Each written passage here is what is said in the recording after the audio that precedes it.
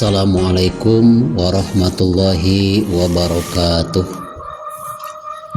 A'udzu billahi minasy syaithanir rajim. Bismillahirrahmanirrahim. Ma jaa'a bil hasanati falahu asyru amsalihha wa ma jaa'a bis sayyi'ati fala yujza illa mislaha wa hum la yuzlamun. Shadaqallahul azim. Pada tausiah bagian pertama ada 4 perbuatan yang lebih jelek daripada perbuatan dosa. Salah satunya yaitu al-iktiror, tertipu. Ya. Yang dimaksud dengan tertipu karena ada ayat dalam Al-Quran surat Al-An'am ayat 160, man jaa'a bil hasanati falahu asyru amsalihha.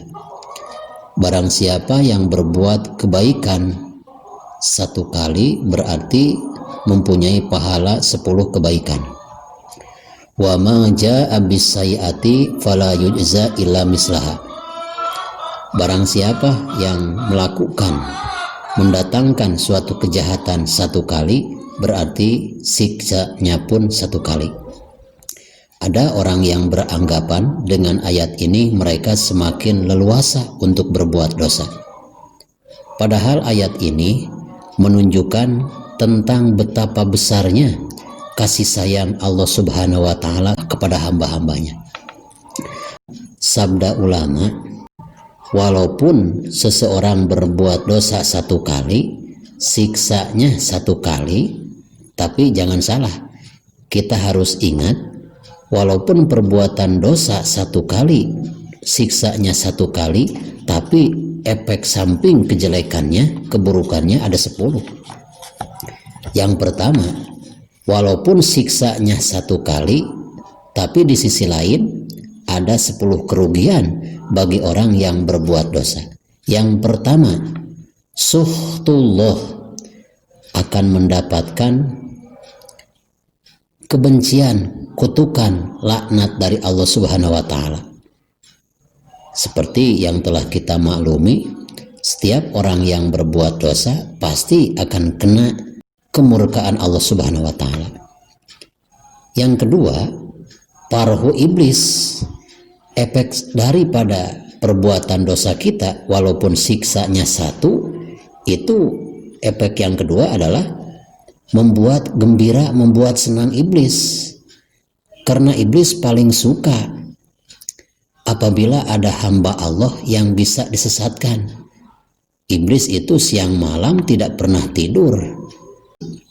Ya, maka tidak ada istilah iblis yang ngantuk, kecuali iblis pernah 1 kali tidur ketika mengepung rumah baginda Nabi Muhammad SAW ketika Nabi keluar dari rumah untuk hijrah dari Mekah ke Madinah. Nah, yang ketiga, efek samping daripada perbuatan dosa, ba'idun fil jannah, akan dijauhkan dari surga Allah Subhanahu wa Ta'ala. Sebagai contoh, Nabi Adam alaihissalam walaupun dosanya tidak mutlak itu dosa, karena tergoda oleh si iblis, itu berakibat fatal, dikeluarkan oleh Allah Subhanahu wa Ta'ala dari surganya. Ihbitu ba'dukum li ba'din adu.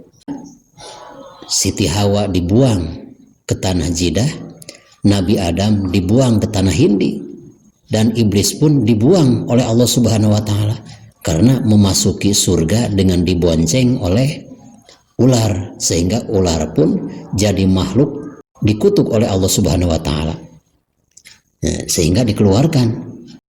Yang keempat, efek samping daripada perbuatan dosa kita adalah qoribun minan nar, semakin dekat dengan nerakanya Allah Subhanahu wa Ta'ala. Ingatlah bahwa kita haruslah merasa takut dengan perbuatan dosa karena akan berakibat berhadapan dengan api nerakanya Allah Subhanahu wa taala. Ingat, api neraka itu diciptakan oleh Allah Subhanahu wa taala 3000 tahun. 1000 tahun warnanya kuning, 1000 tahun warnanya merah, 1000 tahun warnanya menjadi hitam. Sehingga di neraka itu tidak ada tempat yang terang, tidak ada, gelap semuanya, karena api neraka tidak menimbulkan cahaya. Na'udzubillah.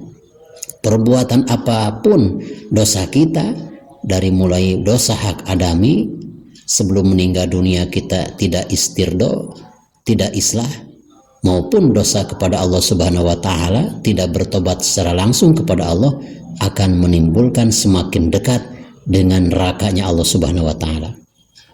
Ingatlah bahwa tidak ada lagi siksa yang paling rendah kecuali ahli neraka dipakaikan satu pasang sendal oleh Allah dari api neraka.